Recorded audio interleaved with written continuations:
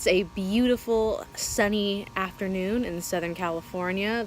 It's actually quite warm outside, in the 90s. I mentioned this last week, but Southern California is going through a bit of a heat wave. It's finally calming down. We're not in the hundreds anymore, so that's good news. I was just chilling out here for a little bit. You know, I wanted to make it a thing to spend more time outside every day, and so far so good. I usually do it in the morning, but I spent all night watching Netflix, and I got up really late, and so I was kind of like meh. But yeah, right, I've just been chilling, reading my book, and enjoying the nice warm weather outside. I'm really grateful to live in a place that, you know, has pretty nice weather most of the time, and even at its worst, it's still pretty okay. But yeah, now I'm just gonna head off and get some work done, get some practicing done. I've got some fun things that I've got going on that I'm going to share with you today. So yeah, let's get along and do this. First though, I've got to get the mail.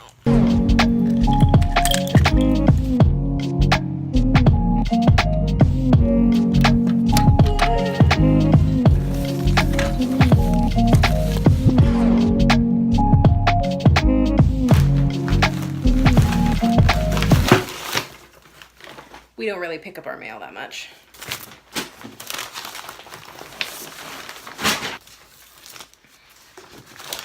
This is what I was really after. Oops.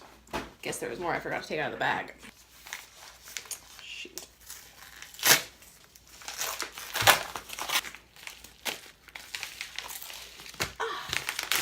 Ta-da! It's my new desk pad. That also doubles as a little daily planner. Nothing too comprehensive. I actually have a lot of planners. I don't really need one, but I've been tired of having no desk pad for my mouse. I've just been using my journals the whole time, which gets annoying because I take my journals off my desks to go work with them elsewhere sometimes, so having a nice little pad that I can use this on is nice. Let me adjust this camera so I can see my face a little better. Aha. So, today's video, I want to talk about something that I've wanted to talk about kind of for a long time coming now. So if you've been following me for a long time, you've come to know that the focus of the content that I create here is primarily video. Vlogs, music video, that kind of stuff. Those are currently the two forms of content that I share on this platform specifically. Now, as I've continued to build this channel, I've been exploring the world of content creation and how, as a classically trained musician, how I'm going to navigate making unique, original, and entertaining content for my audience. And there's one particular movement that has kind of taken the classical music social media network by storm. And most of you who watch this are probably familiar with it. I'm talking about hashtag 100 days of practice. For those of you who don't know what 100 days of practice is, the objective of the hashtag or movement is just essentially to document your practicing for 100 days. I actually found out that the musical movement, the 100 days of practice, stemmed from a popular Instagram hashtag called the hashtag 100 days. The 100 days movement was actually largely taken over by visual artists. For them, the 100 days movement was to show the process of how they make their art, not necessarily worrying about perfection, really the result. You know, they just wanted to show the process, which is cool. I'm totally all for documentation, obviously, as I'm talking to you right here. Now, many of you know in the classical music world that Hilary Hahn, a famous violin soloist, helped pioneer this movement because she wanted to understand something about her own artistic practice. Soon after she started doing it, everyone and their mom, I swear to God, was flooding the social media space. Everyone who was a classical musician suddenly started seeing practice videos all over the place. Practice videos just took the classical music social media space by storm. And to be honest, this trend of making practice videos has turned into something that I'm not exactly a huge fan of. Think about it for a second. I'm practicing my clarinet, you know, alone in my room, chilling, practicing my scales. Would you just come in to watch me practice my scales? Would that be a source of entertainment for you? Would you do it willingly out of your own spare time? Most likely, the answer is no. And if the answer is yes, actually take that back. I don't want to know. You know, I actually find the intent of the movement to be something that's actually really positive. But as I see it now, there are just tons of people who just post these practice videos aimlessly and purposelessly. So great, you practiced. What do I do with this practice video that you just now shared with me? How is your audience? Do I gain anything from this? Do I gain anything from this? What is it that I'm getting from this? From you practicing? Now, for the people who don't care to be content creators and are just doing this entirely for their own game, just kind of keeping themselves accountable, good for you. Keep posting your practice videos. I sincerely hope you learn something from that. As long as that's helping you, good for you. I may not watch it though. But as I see it, there's a lot of musicians out there, be it amateur, professional, who want to break into the social media space at this time, especially when it's, the social media space is very heavily saturated right now. I feel like they make these practice videos because they think that's what people actually want to hear. But here's the thing. I don't want to hear you practicing. Again, I actually think the intent behind the movement is this movement too far gone to be saved? I think this movement has the potential to be something awesome. Some musicians I know use the 100 days of practice as a way to educate others. I see private teachers using it in their studios to kind of teach students about, valuing practicing. And, I see other musicians using it as a way to not just show a little bit of practicing, but talk about their experience, things that they've learned, and they share information that could be beneficial and useful, kind of like Hilary Hahn used it. And I think that's great. That's so cool. And, that's a video that might be interesting to watch because, I potentially have something as your audience member to gain from it. But if you think anyone actually wants to hear you squeak through the Mozart clarinet concerto, you're delusional. Now, for those who are feeling a little taken aback or discouraged because I just took a giant shit on practice videos in the social media space, that doesn't mean I don't want you to put yourself out there. I just don't find it inspiring or encouraging when people just make things for no reason, just because it's a trend. I want things to have a purpose. I like watching content that has some kind of purpose that adds value to other people's lives. And as a content creator, I want to change the way people view classical music, the way people view music in general, in video, visually, and audially. Take how I share my own practicing in the vlogs, for example. I don't show you the entire practice session. I show you maybe like a few snippets, maybe just so you can hear a little bit of what I'm working on. The way I demonstrate this in the vlog is kind of how I see myself documenting the process. You see me doing it, you see a few little clips, and then it's more me sharing what I learned, talking to you just like this. So yeah, so at the end of the day, I just don't want you guys to make content that's aimless and purposeless. The best thing you could ever do when making content for someone is to give value to others. As long as you're doing that, I'm all about that.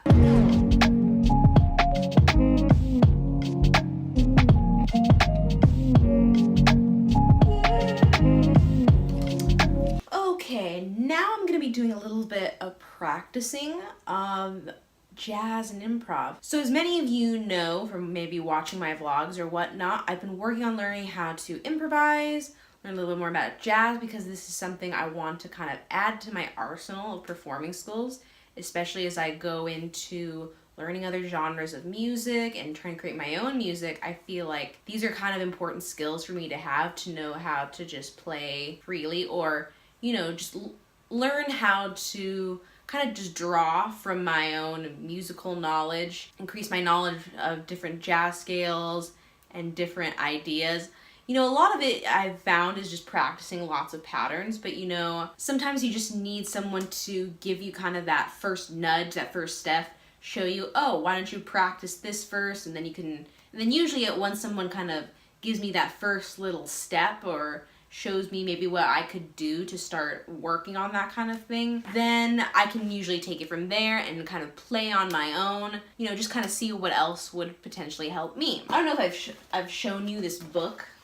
This is How to Play Jazz and Improvise. It's a book that was always really highly recommended by my jazz teachers in high school. I've shared a little bit on social media that I've been working out of this book, and I actually got a lot of feedback from friends and followers that they found this book actually very helpful as a way to get them to start learning how to improvise and play jazz music. So the first kind of thing they tell you in this book, you know, they have some instructions, things to consider, you know, when learning. But the first thing they kind of start you off with, playing-wise, is some musical examples. There's 3 different type of Dorian minor scales. All the minor scales here are in Dorian mode. That's a pretty common jazz scale that a lot of jazz musicians use, I guess, to learn. Again, if there's any jazz musicians watching this and I said this wrong, please correct me, I'm still learning. And so they give you, you know, these scale patterns, you know, they stuff in thirds in order for you to just start developing the sense of movement within your fingers, and also to have you kind of get an ear for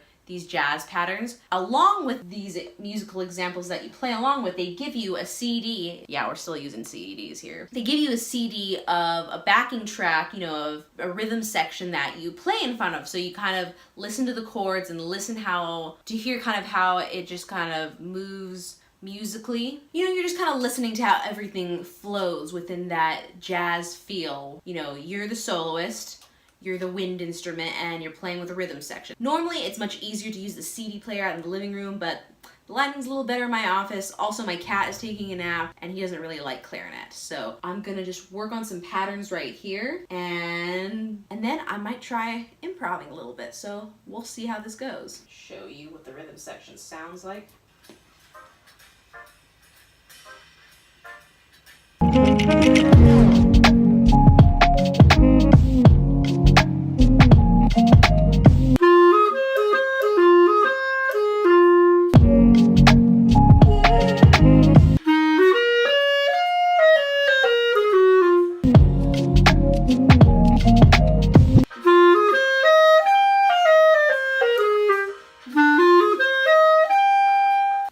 That was kind of fun. Now, after the first 20 exercises that you kind of practice on, you know, just kind of warm up your Dorian minor chops, then they give you an opportunity to take a pre-arranged rhythm that they give you in the book and try and improvise off of it, do different things with it. They encourage you to do something different than what's written on the page. So I'm gonna give it a try. I've never done this before up until now. This is the first time I'm ever trying this. You know, I've mostly just stuck to the examples, so let's just give it a shot and see how it goes. Apologies in advance if this is not very loud, but the more important part is you'll see what I do. 1, 2, 3.